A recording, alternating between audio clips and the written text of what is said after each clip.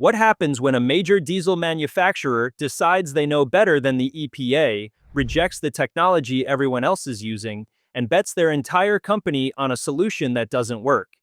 You get one of the most dramatic corporate collapses in American industrial history, and the end of a diesel empire that took over a century to build. Navistar didn't start with trucks. Its origins go back to the merger that formed International Harvester in 1902, a consolidation of 5 companies involved in farm equipment manufacturing. The new firm quickly became a force in agricultural machinery, selling tractors, reapers, and plows to American farmers in an era when horsepower still meant horses. As agriculture mechanized, International Harvester scaled up. By the 1920s, it was one of the largest employers in the country. It entered the truck market early, developing work vehicles under the International name. While the company never had the cultural cachet of Ford or Chevrolet, it dominated where it mattered: vocational fleets, government contracts, and agricultural distribution networks. During World War II, the company shifted to military production. Its trucks, engines, and equipment supported Allied operations across multiple fronts. That transition to defense work laid the foundation for what would become a long-term presence in military contracts. Post-war International Harvester expanded into engine manufacturing. It began producing its own diesel engines for use across its growing product line: tractors, combines, school buses, commercial trucks, and construction equipment. These engines weren't high performance, but they were durable and easy to service, which made them popular among municipalities and industrial buyers. By owning both the vehicle and the engine, the company controlled more of the value chain than competitors who outsourced powertrains. Through the 1960s and 70s, the company remained one of the biggest players in diesel. Its DT series inline-6 engines gained a strong foothold in medium-duty applications, particularly in school buses and vocational trucks. In heavy-duty segments, it competed less directly with Cummins and Detroit Diesel, but carved out substantial share in public sector and light industrial use. By the 1980s, cracks had started to form.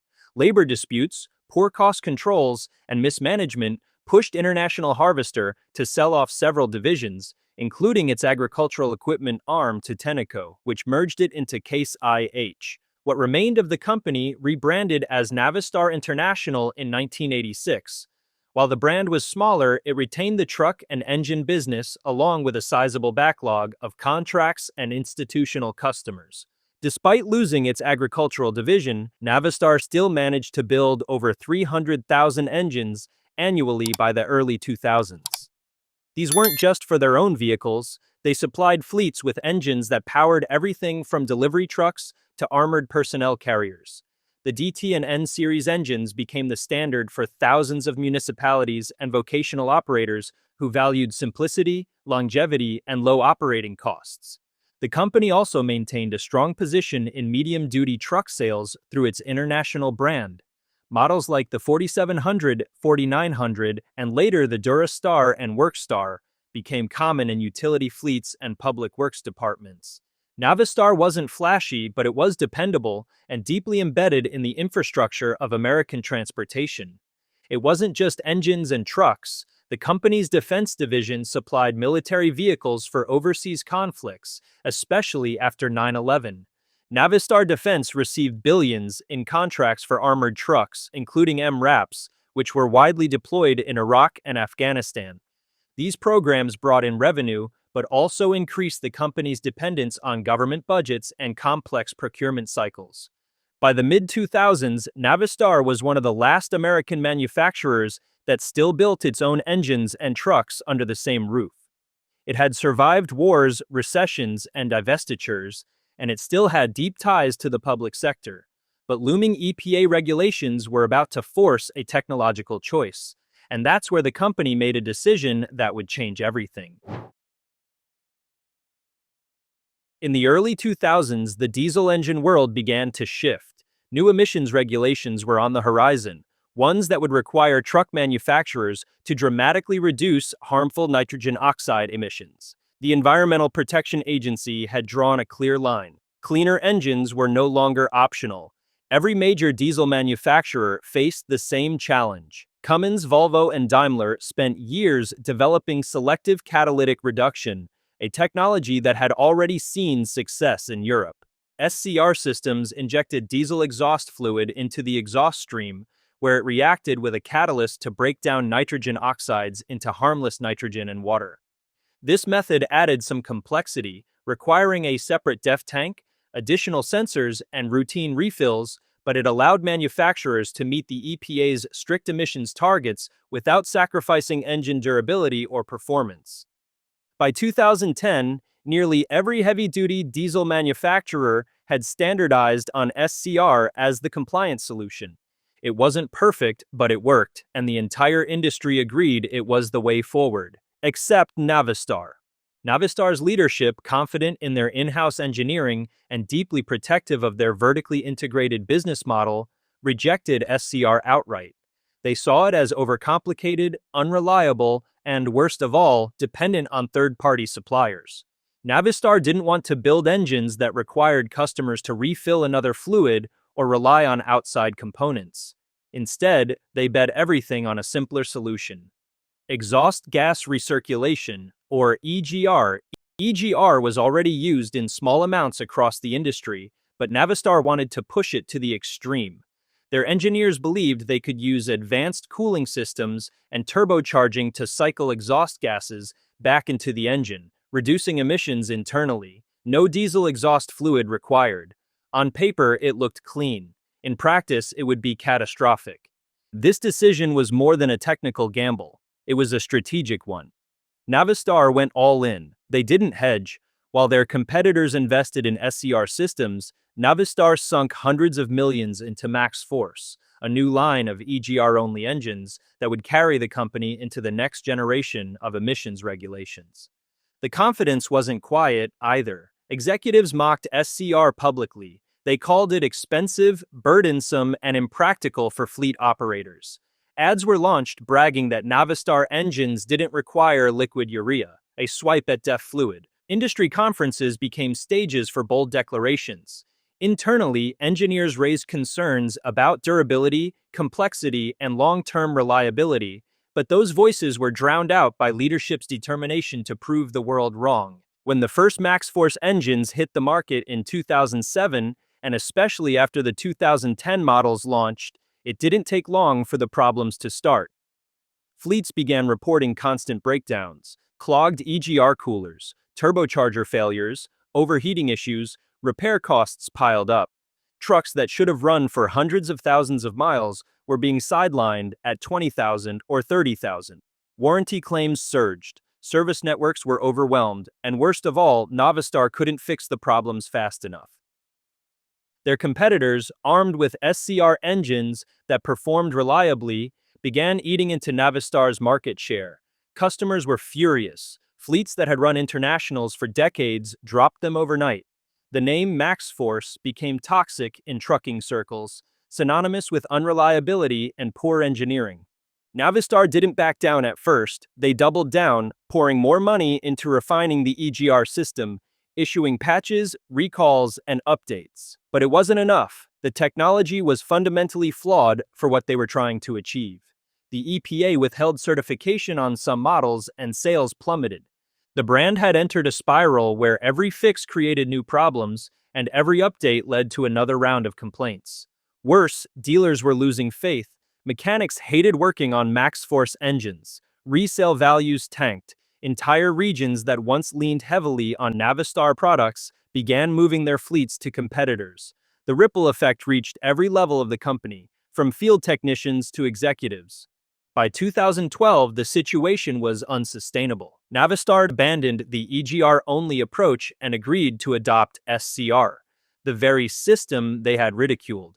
But by then, the damage was done. The company had lost nearly $1 billion in warranty costs and legal battles. Their reputation with fleets, dealers, and regulators had collapsed. Other manufacturers had faced the same emissions regulations, and they adapted. Navistar tried to outthink the entire industry and ended up proving their own limits instead. And in doing so, they set off a chain reaction that would gut the company from the inside.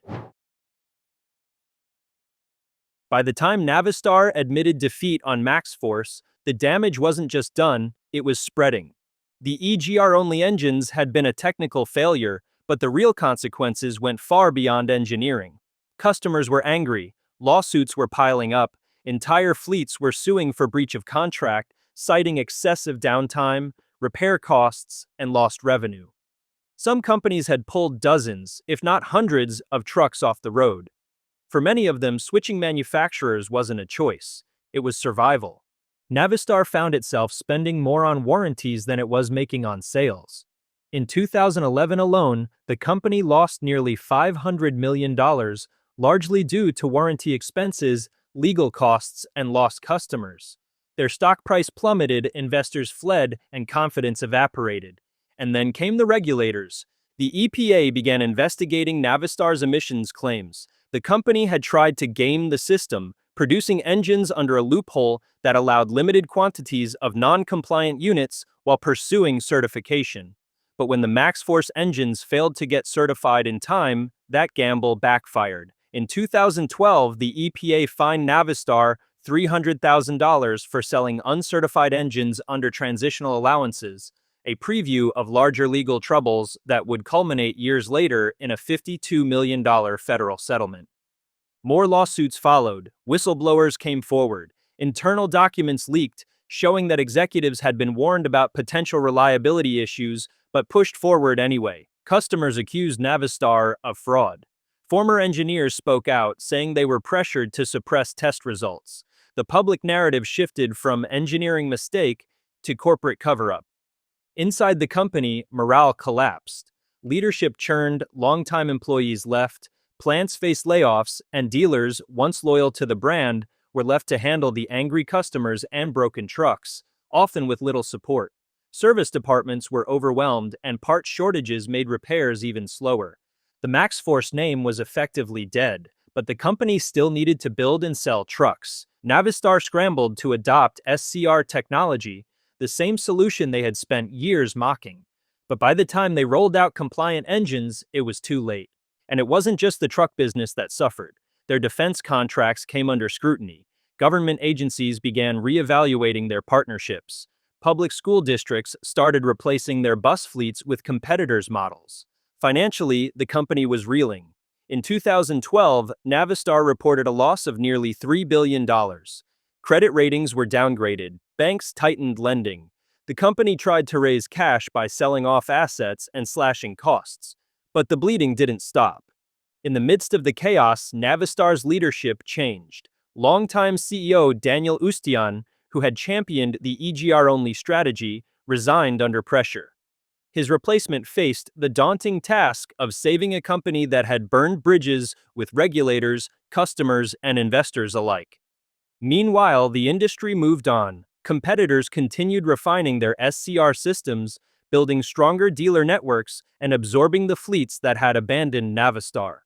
Cummins engines became the new gold standard in reliability. Daimler and Volvo gained ground.